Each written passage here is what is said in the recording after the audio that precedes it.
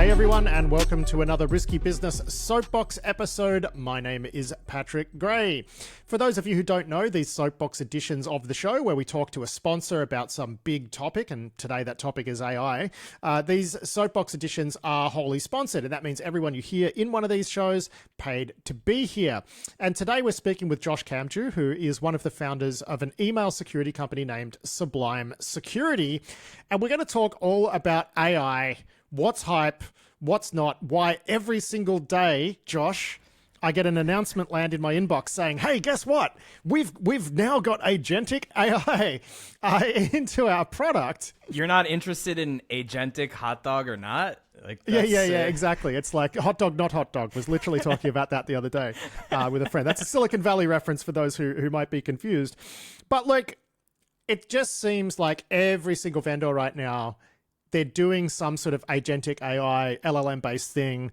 You look at a lot of it and you're like, okay, you've done this engineering work for the press release. Like this isn't a real thing. But I have to say, that's the minority.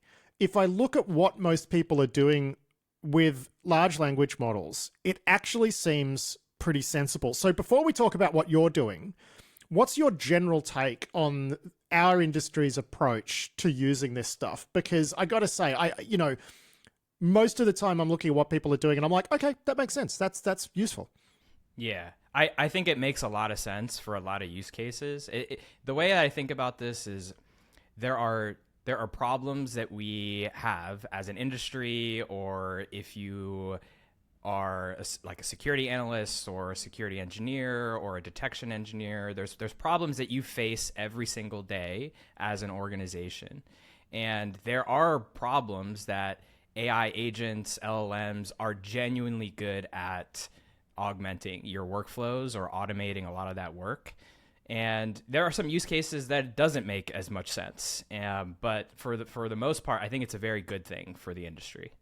Yeah, I mean, one of the things we were talking about before we got recording, just in a little sort of pre-briefing chat, was that one thing that LLMs have done mercifully is put a bullet into the head of the idea that people need to use scripting languages, right? Like the idea of someone introducing a new SIEM product in 2025, 2026 and saying, yeah, it's really awesome. You just got to learn this query language. Everyone's just going to tell them to go shoot themselves in a ditch, basically. Yeah, I mean, it turns out LLMs are very good at developing, generating detections, whether it's, I mean, you've seen, I'm sure, like Claude Code if you're doing like Python or Go. And so if you give an LLM enough context and documentation and tooling and knowledge on if it's some sort of scripting language or a DSL or whatever it might be, it can be extremely good at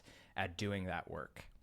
Yeah, so that's the interesting thing, right? Which is that the scripting language will still exist. It's just the user won't have to have anything to do with it anymore. Yeah, exactly. And I think there's a lot of capability, like raw horsepower behind some of these toolings. And I think enabling, it's basically like all the good without any of the sort of like, learning curves that you might have to take on otherwise. And that's just like one sliver of the use cases. Like there's the generation, these are more kind of like GPT-esque or LLMs, but then you get into really more agentic workflows where we're talking about alert triage and like post-processing and analysis. And there's like this whole kind of ecosystem of use cases that may make sense or don't make sense to apply to. Yeah, so let's get into what you're doing with all of this stuff, because for those who are not familiar, Sublime Security is, it's an email security firm, much in the same way. It's just a modern take on the proof points of the world. On what are the other ones? I mean, you've got what's that one? I always forget what they're called. Mimecast. They're still a thing, right? I mean, there's 150, maybe more. Yeah, but there's like a handful of ones that just like are really big. So you'd say that would be Proofpoint. I think Abnormal is one of the sort of newer ones that's quite popular. So very much in that vein, right? Which is filter out business email compromise, filter out malware, filter out phishing and whatnot. I guess one of the things that makes Sublime different is every installation is different. Basically you use machine learning language so that your product adapts to every environment. It's efficient. It allows people also to do detection engineering across their email infra, which a lot of these services don't, right? Like stuff will be slipping through and you send them an email and say, hey, would you mind catching messages like this? And maybe someone gets to it in a couple of weeks. With Sublime, you can kind of crack the hood. So it's very much like an email security platform where a security team can go mess with it. So I can already tell that there's going to be opportunities to do like stuff with agents, with AI agents in that. Seems a pretty wide open space though, right? So why don't you tell me where you actually chose to focus and what you did there? Yeah, well, maybe a couple words on like why it's even important to even like solve these problems. Like, I mean, I'm sure the audience is probably tracking all this stuff, but what we're seeing in the threat landscape in the email space, I mean, we're seeing this in not just in email space, but we're seeing adversary adoption of generative AI tooling to make their attacks more efficient. Like there's all of these really rad use cases that we can use on the defensive side. Obviously, any good thing an adversary is going to see if they can leverage to make their operations more efficient. So, Google Threat Intelligence Group put out this report on because they have vantage point of Gemini. So they can see adversaries using and abusing Gemini to conduct targeted spear phishing operations and, iterate on malware and do recon and things like that. So we're seeing more and more sophisticated attacks. We're seeing more rapid adaptation. We're seeing more tailored attacks. So it's basically like spear phishing, which previously was like super manual and time intensive and low volume. And now it's like mass. It's happening everywhere. It's automated. And so being able to like adapt to the threat landscape is super important. It's one of like the key things as we see the threat landscape evolve more and more rapidly. And so the way that we're applying these capabilities on top of our platform, because you mentioned like the way that we are designed, we're architecturally different than every other email security solution. So we have a core detection engine that is actually like a purpose-built domain-specific language. And so that can describe complex attacker behavior. And like you mentioned, it's customized and tailored, and it learns on a per organization basis over time. And because it's a language that computers can speak, it's a ripe use case for AI agents effectively to autonomously or even semi-autonomously with human review improve efficacy over time. So you see a new technique. Well, the traditional approach to this has been you file a ticket and you wait. And like maybe at some point in the future, weeks, months, some time passes, and maybe there is a hand wavy like, yeah, we close this. Well, if you can have an agent speak this language, and this is like one of the really, really cool things that we've built and we're rolling out to our customers as we speak, is our autonomous detection engineer, or ADE. And it can basically just like monitor our customer environments and autonomously like improve the efficacy and respond to changes in the threat landscape. Well, how does it do that? Because you mentioned earlier, right? Oh, well, some of it's autonomous and some of it requires human review. Yeah. And this is where the rubber meets the road when we're talking about agentic stuff, right? Is because there are some things that like LLM-driven agents can do where you can be completely hands-off. You don't have to touch them. It's fine, right? Yeah. But when it starts getting into more subtle, nuanced, context-dependent stuff, everyone, especially around like creating detections and things like that, everyone tells me the same thing, which is it gets you 90% of the way there. Yeah. So at what point, where do you draw the line between what features you release? Like how autonomous versus semi-autonomous does it need to be before you ship it out there to customers? Like, I just want to get an idea of your thinking there. Yeah. So we have two agents. And so we have our autonomous security analyst, and the way that we think about how, like, what makes sense for an agent to solve and how we solve it.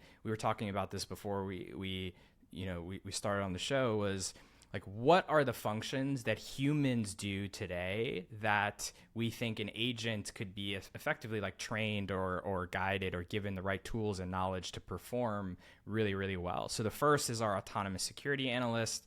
Basically acts as a tier 1, tier 2 analyst to investigate, triage attacks in depth, and then take actions. And one of the really like valuable things that ASA has access to is the context of the environment, because it knows prior communication patterns, it knows what's normal, what's not. It also has a really deep knowledge base. So we have basically fed it our entire detection repository. We basically told it, this is how you build detections in Sublime. And we've also given it basically all of our like machine learning functions and enrichments. And so it can basically go and do these investigations. It can take actions like quarantine a message. It can reply to an end user and say, hey, thanks for reporting this. And so that's agent one. And I'll come back to how we think about efficacy and automation. Well, and straight away, like you mentioned, that it can thank a recipient of a bad message. It can thank it for reporting it. So I can imagine that, like, if you set up a workflow, which is someone reports a message, then all of these things should happen, but there needs to be a little bit of investigation. And these things are usually either obviously really bad or not. So, like, I can understand how you would get an agent in place that would just handle that for you. Like, that makes sense to me, what you described. Yes. Yes, 100%. And I think there are certain classes of problems in security that are actually like not solvable by agents today. Like we call this, I've been kind of on the road show giving this talk called like machine versus machine. And one of the things that I've been talking about is the security AI agent trillemma. So I have officially coined this term. So if you hear it around, you heard it here first. And it's basically this trilemma that there is a trade-off in terms of what you can actually, in terms of the constraints that you have with agents. So basically, like, if you, the trilemma involves basically speed, cost, and efficacy. So if you want something that is low latency. Yeah, it's a pick 2 out of 3 sort of thing, right? Yeah. It's pick 2 out of 3. Yeah, exactly. So like if you want it to be really fast and really cheap, then it's not going to be effective, basically. And so alert triage turns out to be one of those use cases that is actually really perfectly kind of fit for this, for using agents, because it doesn't have to be like real time. And when we're talking real time, we're talking like milliseconds. So you can take a little bit of time to do it. And the volume is like relatively low. When we talk about real-time detection systems, we're talking very high volume. We're talking like an email security system that's analyzing every message. There's millions and millions of messages. So you can't apply an agent to every one of those messages because it's going to be far too expensive or the latency is going to be too high. So alert triage, it's like relatively low volume. So it's just like it's like a great use case for that. I remember a paper coming out, I don't know, 15, 20 years ago about a concept called near real-time detection. And the context was absolutely around like sandbox, blowing up attachments in sandboxes, right? And they called it near real-time detection because if you detect something a few seconds after it hits someone's inbox, that's fine. Yeah. You can just nuke, you can go and nuke that message, right? So I'm with you. And also alert triage. I mean, there's entire businesses that exist. And I know Ed Wu, over at Dropzone, right? And like that's all they do is like alert triage in a SIEM using agents because you're right, it works really well. Because it is that mind-numbing work exactly that people just don't want to do anymore. And this is going to keep coming up as a theme as well, right? Which is like you kind of have to think about these AI agents instead of thinking them about, computer science lecture building blocks. They're much more about like, you have to think of them as like kind of people with limited capacity, right? Yeah. Exactly. And I think there's a couple key things when it comes to efficacy and evaluating efficacy. It's like if you try and solve every problem or every let's say every alert, let's just stick with the alert triage problem. If you try and have the agent basically like force a verdict and force a decision on every single one of those, you're going to get some misclassifications. And so one of the things when we're talking about efficacy in Sublime is that, specifically with our autonomous security analyst, is around transparency of the of verdicts and chain of thought, but also allowing you to passively basically see what it would have done. So instead of taking an action, you build confidence over time.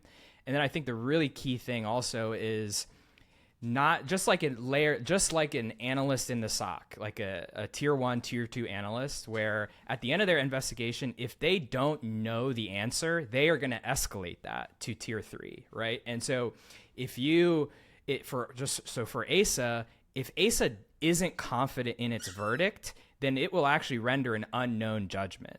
And so that is at the point where we want a human review. And obviously you can customize that too and say, hey, I don't want any, like in this unknown case, insert a warning banner instead and just like, mitigate some of that risk. But I think it's important to kind of understand what are the limitations and then be able to account for that in the decision-making process. Yeah, I mean, I think it was, again, going back to Ed, right? Because he's very deep in this stuff. I did an interview much like this one, talking to him about these agents, and he said, you really just have to think about these agents as being really like 14-year-olds who are really eager to please, right? And they will lie to you if they think they're going to tell you something you want to hear because they haven't yet grasped that lying is bad, Yeah, exactly. So this is so that's ASA. Now the agent that I'm really, really excited about is Ade, our autonomous detection engineer. And this is the first time that we are talking about this publicly. So hopefully my marketing team won't kill me for this, but we are starting to roll this out to our customers. And Ade will basically be able to take any sort of misclassification and tailor and autonomously build a fix for that misclassification within the context of our customer's environment. And you asked about like efficacy and kind of like how do we know if something is good? So one of the problems with agents is the lack of predictability in some cases, right? It's not, you can't guarantee certain outcomes. And so for us, we're able to combine Ade with our underlying detection language to make it predictable. And so when we're talking about tuning a misclassification, we first take an attack. Let's say there's a new technique. Your QR codes were big about a year ago. There's all kinds of like new techniques. Now SVG smuggling is big. And so the first thing we do is we give it to ASA actually. So we've got like a multi-agent system. These agents are communicating with one another. So ASA will actually produce a report initially and get its verdict and get its analysis and summary of what's suspicious about the message, pass that to Ade. And Ade basically has this knowledge base. It has access to the DSL, this really specialized toolkit. It will generate a new detection, and then it will backtest that detection across historical messages. So we've got a backtesting and retro hunting capability that you mentioned earlier. So it'll run that retroactively. And for every one of those results, we'll run those through ASA. So to assess, hey, are these false positives or are these actually attacks? And so it'll basically iterate on that detection and ultimately until it gets to a highly effective detection. And then it'll output that to like this final result along with full explainability on how it got there. And so then you can like accept the new detection after that. So you can accept the new detection after that. I guess once it's already kind of run, it's showing you it's working, right? It shows you the output. So I think that's a little bit different because what a lot of people are doing right now, and this is still early days, right? But they're using an agent to generate some sort of detection as code, right? they crap that out into a window, and then people kind of have been reviewing it line by line, making sure that it works before they deploy it to prod. So this is a bit different, right? In that you're getting the whole thing has gone through. You're seeing what the output of it is, yes, before you're actually choosing to approve it. So that should make it actually, from a workflow point of view, work pretty well. Do you have like beta users of this already, or? Yeah, and this is how we get to fully autonomous, to be clear, because once you, like, if you're just generating a new detection and YOLOing it, right? Like you have to, you're not actually doing the work of a detection engineer. And so a detection engineer is going to validate the efficacy of a detection before they publish it. And so that's exactly what Ade is doing.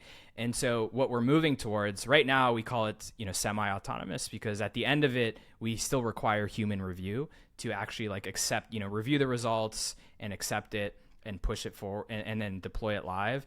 But once you can establish criteria, like efficacy criteria, after you've built confidence and say, hey, if this comes back and we ran it over 30 days of retro data and it flagged 10 messages and ASA said all 10 of those were an attack, then I want to automatically approve that rule to go live in my environment. And that's how we get to fully autonomous. And that's ultimately how I think we can solve this, like, we talked about how real-time classification at high volume is not a problem that can be solved directly by agents because the cost is too high because of that security trilemma.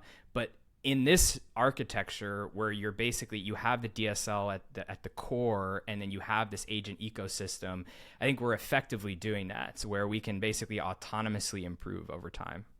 Yeah. Now, this begs the question. Like, this sounds awesome, right?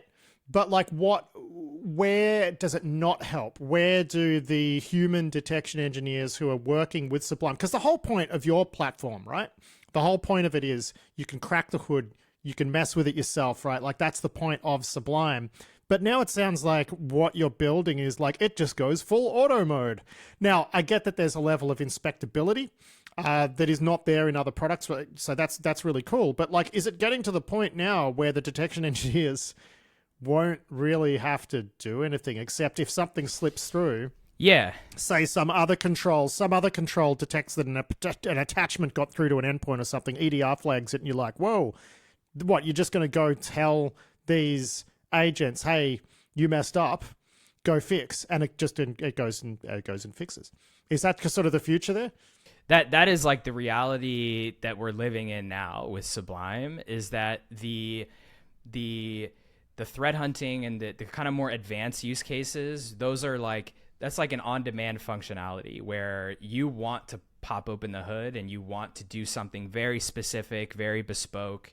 And, like maybe it's an IR use case or whatever it might be, or maybe Ade failed to generate an effective rule. That is one thing that it's not going to go on forever, right? Like there is some sort of feedback and validation where at the end of the day, if it doesn't work, then we're not going to push it live. Right. And so we're now working with customers who are never touching any more advanced functionality of Sublime, right? They're just deploying it. It's largely set and forget, and it just works really, really well. But because you built this with the scripting language to begin with, it's given the agents something to use, right? Because it's like, exactly. you actually built something with an architecture that was well suited to have AI bolted onto it in the end. So I mean, you kind of pulled a homer on this one, right? It works really well because like we get to do everything. We get to work with, we're working with one university who is 100,000 mailboxes, one person IT and security team, right? They never look at Sublime ever. It's full autopilot. And then on the other hand, we're working with like some really sophisticated organizations like Netflix and Spotify who are in the weeds building detections or doing threat hunting. And so these days there's Sublime works for all of these types of companies really, really well. You just mentioned, okay, they're doing this really sophisticated stuff around threat hunting. I mean, you and I both know Damien, right?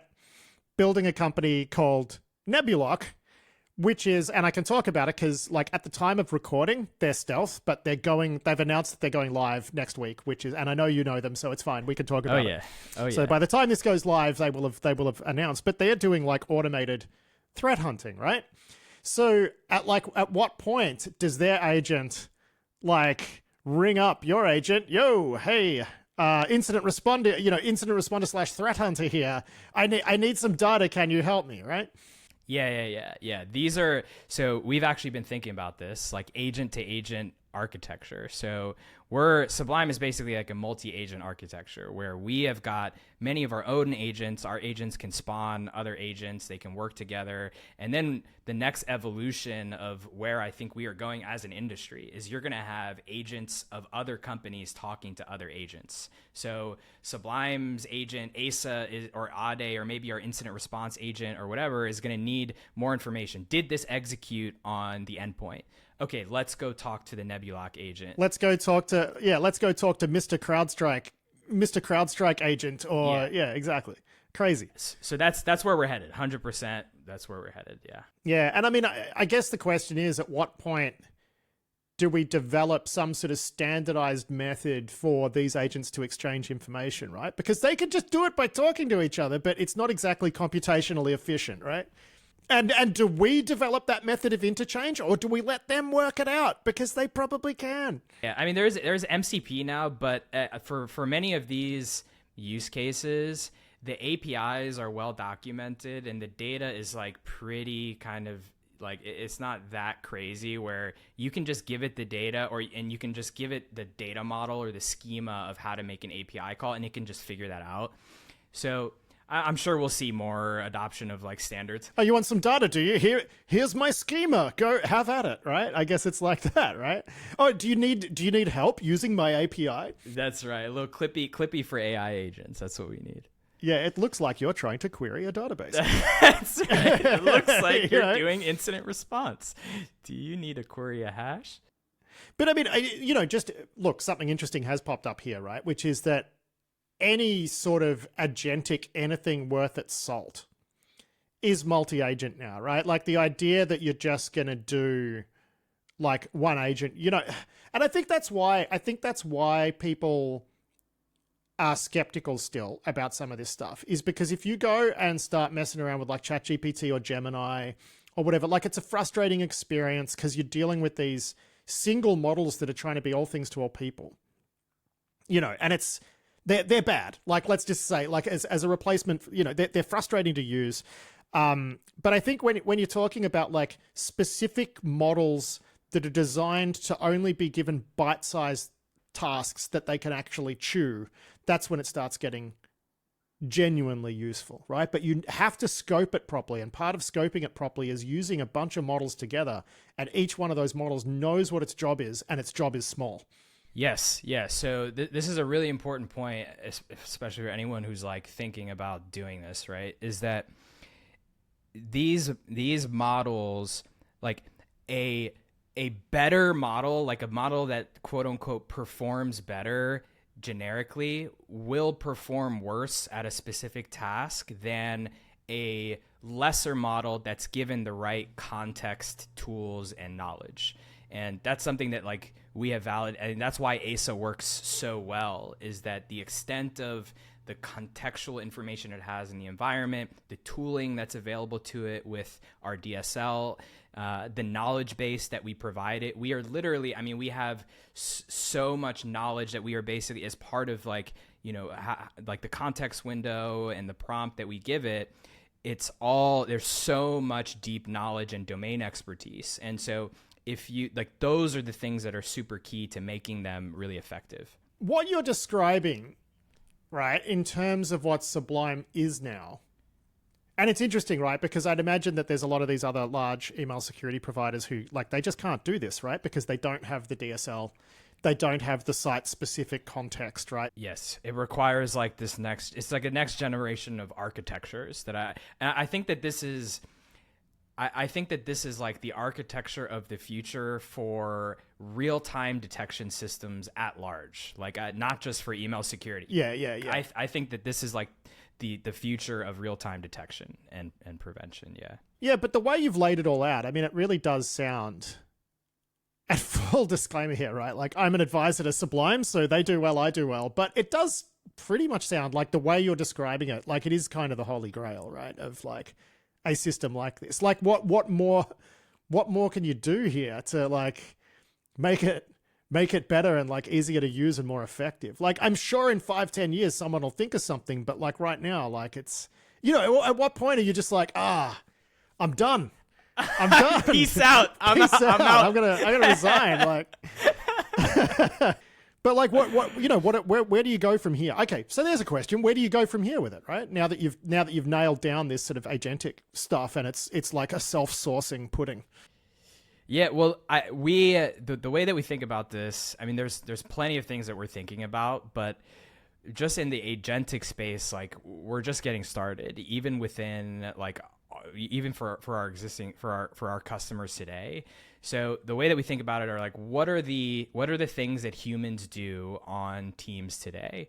And so there's, hey, we review alerts, like we review user reports, we tune detections, we threat hunt, we do IR. And so the way that we're thinking about it is, what are these like different things that humans are doing today, and how can we take that workload off of them and augment them? So we want them focused on the high leverage things. We don't want them doing the menial things like that. That should just be automated away.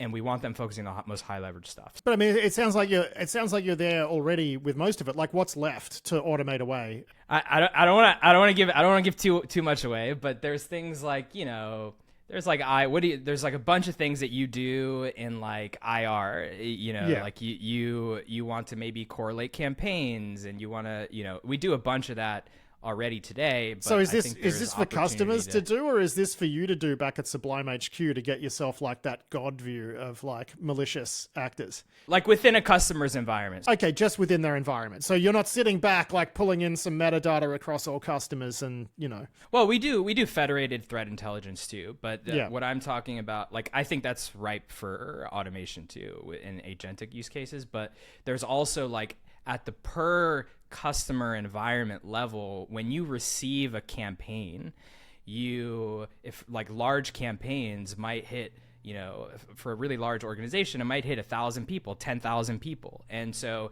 now what we're seeing is more and more diversity in those campaigns. And so with Sublime today, like we have a fuzzy grouping technology, like we have fuzzy grouping under the hood where we do our best to correlate similar messages in a campaign together so that, you know, it's one click to remediate, or it's automatically remediating all of them at once. But as we see more and more diverse campaigns, that fuzzy grouping problem may get harder. And so from an IR perspective, you want to go and you want to understand the full impact of a campaign. What other users receive this? And so today, you might be doing some manual operations via your SOAR to, like, you know, search for a wild card in the subject, and you're all of these techniques to find similar messages. Well, that's something that could potentially be automated. Yeah, no, I'm with you. I'm with you. So it's like, it is that sort of threat hunt use case where you've got another agent that is just, it might get a tip from yet another agent. Right. Like, this is a bad message. Go and investigate. See if there's anything else that could possibly be clustered with this. Like, I get what you mean. Yeah. Yeah, and like, I'm not saying that that's the next thing coming. Like that's where we're even doing that. It's just like this is how we're thinking about it. That there's a bunch of just like manual things that people do today. How can we augment them? How can we let these agents work together more efficiently and to solve these problems for our customers? Now, before we wrap it up, I got to ask, what is the most spectacular, like, agentic fail you've seen developing this stuff, where it just went absolutely haywire and did something insane in a dev environment? What's the best one? I can see from your smile, there's like many cases, but like, what's a good one? RM-RF on the prod database. No, I'm just kidding. Did you see that Twitter thread recently on this? I think it was like Replit agent went rogue and like completely wiped some dude's like entire prod database, and he was just like just developing, and it just went off and just like wiped all of prod. It's like, holy dude. I don't know. It's hard to know if those stories are real or if it's just like social media. This one was very real. Oh yeah, dear, yeah. Man, you don't need that. But I mean, so maybe not RMRF, but was there anything, anything you could think of where it just, I mean, I'm guessing most of the time it's just like, oh, well, that didn't work really well or that classification was wrong. But can you think of any like funny ones? I'm mining for comedy here. Yeah, like there hasn't been anything to that degree, like, because the way that we, like, these are very constrained problems. Like, we don't have agents going off and like going into these other systems doing crazy. It's like very much a constrained problem where you have an output, you're rendering a verdict, you're rendering a judgment, you're building a detection, you're threat hunting. It's kind of very constrained problem. So we haven't had anything crazy like that. Yeah, that's a shame. That's a shame. I expect to be the first to know should that happen. I will let you know for sure. All right, Josh Kamju, thank you so much for joining us for that discussion. Very interesting stuff. Yeah, it's cool. It's just cool. This stuff is like, I'm a believer, right? As much as it annoys me to say it, I'm a believer. I never thought, like as I'm a security guy to my core, and I would have been a skeptic like a couple of years ago, but I am a believer now. So yeah, I mean, I'm not a believer in the whole like, these generic agents. I mean, I think they're an efficiency tool. I stand by my initial take, which is that they're an efficiency tool. I think the generic agents are only ever going to get so good, but. Yeah, I mean, I caught up with a friend in Melbourne a few weeks ago who's like one of those people who loves to poop on new tech.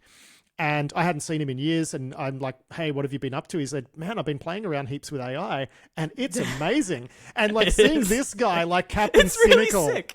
Yeah, it really is. He's like the grumpy cat of Australian InfoSec, and seeing him sitting there just like raving about like all of the cool stuff he's been doing with AI. Anyway, we'll wrap it up there. Josh Kamju, great to see you as always, my friend. And I'll look forward to chatting to you again soon. Thanks, Pat. Me too, man.